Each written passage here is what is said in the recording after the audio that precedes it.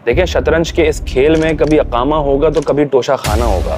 Tyre बनाने वाली कंपनियां जब टायर बनाती हैं तो वो उसमें हवा डालने और निकालने की जगह छोड़ देती हैं। अब ये समझ लें, रियलाइज कर लें, कौन इनको लाता है, कौन इनको निकालता है।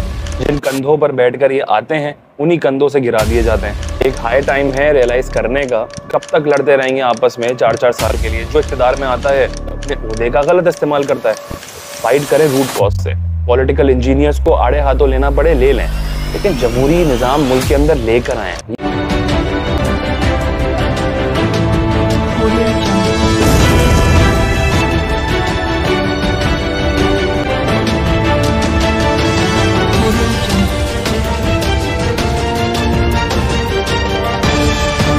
टायर बनाने वाली कंपनियां जब टायर बनाती हैं तो वो उसमें हवा डालने और निकालने की जगह छोड़ देती हैं। इसी तरह हमारे सियासतदान हैं, वो वही टायर हैं और उनको बनाने वाली कंपनियां पॉलिटिकल इंजीनियर से भरी हुई हैं, जिनको खलाई मखलूक भी कहा जाता है।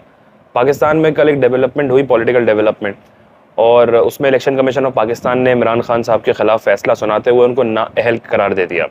6 सीटों से इलेक्शन जीतने वाले खान साहब अब 7 सीटों से नाअहल हो चुके हैं। एक बात तो इस फैसले ने साबित कर दी है कि जो सर्टिफिकेट इमरान खान लेकर घूम रहे थे और उनके पास जो सेलिंग पॉइंट था अपना कि मैं बाकियों जैसा नहीं हूँ, मैं चोर नहीं हूँ, मैं करप्ट नहीं हूँ, तो वो सादिक और अमीन का सर्टिफिकेट अब वेस्ट हो चुका है। तो अब ये तो तय है कि इमरान खान साहब भी सादिक और अमीन नहीं रहे। इलेक्शन कमीशन ऑफ पाकिस्तान ने उनको असासे छुपाने और साथ ही साथ जो तोहफे तहफ़ उन्होंने बेचे हैं उसको डिक्लेयर ना करने की बुनियाद पर उनको नाअहल कर दिया है और करप्शन चार्जेस के ऊपर नाअहल किया है, जो कि पहली मरतबा पाकिस्तान की तारीख में कोई वज़ीर आज़म या साबिक वज़ीर आज़म करप्शन के ऊपर नाअहल हुए हैं। अच्छा, जब से ये फैसला आया है तो तहरीक इंसाफ का जो एक सपोर्टर है उसका बड़ा सख्त रद्द अमल निकला। प्रोटेस्ट करने बाहर आया, सोशल मीडिया पे उसने कोशिश की अपना प्रोटेस्ट रिकॉर्ड कराने की, और ये वही सपोर्टर है जो आज से 4 साल 5 साल पहले मिठाइयाँ बांट रहा था जब इसी आर्टिकल के तहत नवाज शरीफ साहब को भी ताहयात नाअहल किया गया था। एक तो ये 62 और 63 सबसे कोई बेतुका किस्म का आर्टिकल है, क्योंकि कोई भी इंसान दुनिया में अपने आप को सादिक और अमीन नहीं साबित कर सकता। तो ये तो होना ही नहीं चाहिए, ये कंडीशन जो ज़बरदस्ती लगा दी गई है। तो कोई भी अपने आप को इवेंचुअली सादिक और अमीन नहीं साबित कर सकता। तो खैर, पहले नवाज शरीफ साहब नाअहल हुए और अब इमरान खान साहब भी नाअहल हो गए। अच्छा, तब नहीं तो अब ये समझ लें, रियलाइज़ कर लें, कौन इनको लाता है, कौन इनको निकालता है। जिन कंधों पर बैठकर ये आते हैं उन्हीं कंधों से गिरा दिए जाते हैं। इमरान खान साहब की बात करूँ तो उनको भी कंधे पे बिठाया गया, सजाया गया, मार्केट किया गया, फिर बाजार में उतारा। बात नहीं बनी, ताल्लुकात ख़राब हुए तो उन्हीं कंधों ने इनके इक़्तिदार का जनाजा भी उठाया। इसको तो समझ लीजिए कि ये जो हम सियासी लड़ाइयों में लगे हुए हैं, चाहे हम हों चाहे वो हमारे सियासतदान हों, इस सियासी जंग में और महज इल्ज़ामात की बुनियाद पर जो नारेबाजियाँ होती हैं चोर चोर और करप्शन की, इसने हमारे मुल्क को तबाह करना शुरू कर दिया है। ये एक हाई टाइम है रियलाइज़ करने का कि क्या मिल रहा है ये सब करने से। कब तक लड़ते रहेंगे आपस में 4-4 साल के लिए? जो इक़्तिदार में आता है वो उनका इस्तेमाल करते हुए, उनका साथ देते हुए अपने ओहदे का गलत इस्तेमाल करता है। पीपल्स पार्टी का दौर होता है, वो PMLN को गिराती है। PMLN का वक्त आता है, वो पीपल्स पार्टी को दबाते हैं। PTI आती है, वो दोनों को आइसोलेट करने की कोशिश करती है। तो मिल क्या रहा है? रिजल्ट क्या आया? आउटकम क्या है? कुछ भी नहीं है। अपना ही नुकसान है, मुल्क का नुकसान है। देखें, ये फैसलों से कोई PTI के फैंस की बर्बादी नहीं है, ना PMLN के फैंस की बर्बादी है, ना पीपल्स पार्टी की। कौम का नुकसान हो रहा है। बार बार हुकूमतें बदली जा रही हैं, बार बार अपने मफाद को लेकर कभी किसी की हुकूमत तो कभी किसी की हुकूमत। नुकसान तो कौम को हो रहा है ना। तो इस चीज़ को कब रियलाइज़ करेंगे? जब ये मुल्क ख़त्म हो जाएगा, जब ये बैंकरप्ट हो जाएगा, डिफ़ॉल्ट पे चला जाएगा। जब मुल्क नहीं रहेगा, आवाम नहीं रहेगी, तो सियासत किसके लिए करेंगे? इस बात को समझें। और अगर फ़ाइट करनी है ना, तो इल्ज़ामात की बुनियाद पर चोर चोर के नारे लगाकर एक दूसरे के ख़िलाफ़ नफ़रत और इंतशार ना फैलाएं। जो बदबू नफ़रत और इंतशार की हमारे मुल्क में पिछले कुछ महीनों में फैली है, इतनी सालों में कभी नहीं फैली है। अगर इतने ही जमहूरी पसंद हैं तो इकट्ठे बैठे। जब इमरान खान साहब अपनी हुकूमत में थे तो उन्होंने 3-3.5 साल बड़ी कोशिशें की कि अपोजिशन के खिलाफ सारे केसेस बना दूं, सबको जेलों में डाल दूं, आइसोलेट कर दूं और अकेले वन पार्टी सिस्टम बना लो। उसमें कामयाब नहीं हुए वो, क्योंकि उनको कामयाब होने भी नहीं दिया जाएगा।